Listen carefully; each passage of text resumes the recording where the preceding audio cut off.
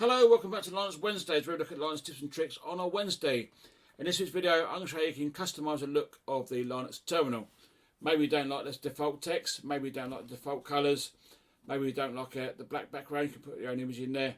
How do you go about doing that? Well, if you press on Edit, and we're going to go to Profile Preferences. Let's move that up to here. See there, I've got a load of text on the screen, I just typed in NeoFetch. Now, you got up here, you've got profile name, it's got default, and I've got here, use the system fixed with font. Now, if I want to change the font, just tick this box here. You'll see that it's now changed, and I'll change the text to, let's change it up again. So we go up, and this, you can change it to, let's try that one there. And you see there, it looks like old-fashioned font. Bit hard to read, let's make it a bit bigger. There you are, a bit bigger, but very hard to read. Maybe I can make it a bit bigger instead of doing Shift Control plus every time I log into the terminal. But let's go back to Liberation and we'll go down the numbers. That one there. Yeah, it's a bit easier to read there. But I want to leave it as the default. So use system fixed with font. See there, nice and easy to read. Now here you've got cursor blink, and if you click here, see it's always blinking. I can do always blink. So that just keeps blinking. Well, I can do never blink, so it just stays there.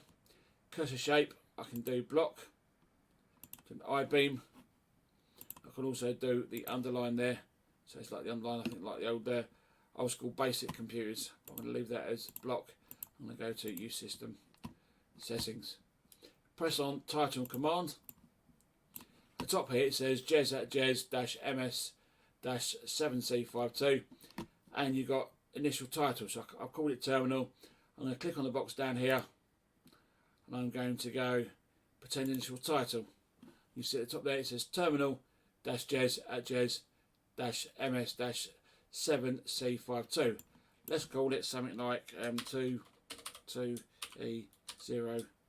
IQJ-terminal. There we go, 22 IQJ-terminal -jez and so on.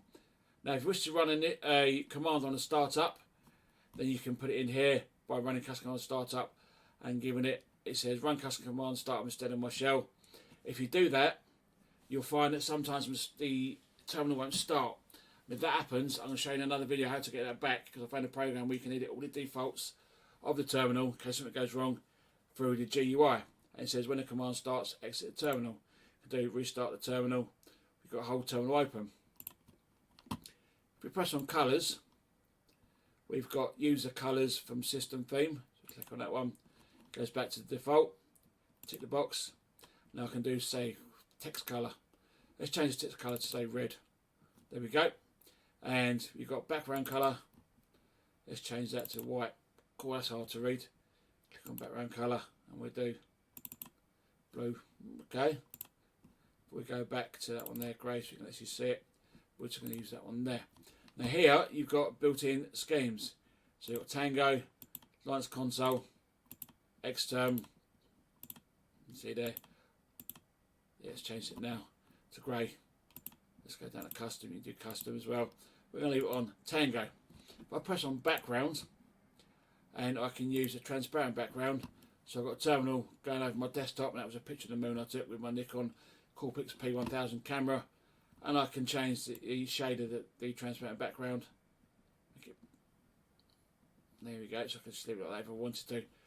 I can do a solid colour, which is the same colour as we've got, or I can do a background image. You see there, that was a program, radio I programmed on channel 16. That was the Bayer thing, BF888, switch it to 16, it programs no problems in Chirp, but you can't really see any of the text.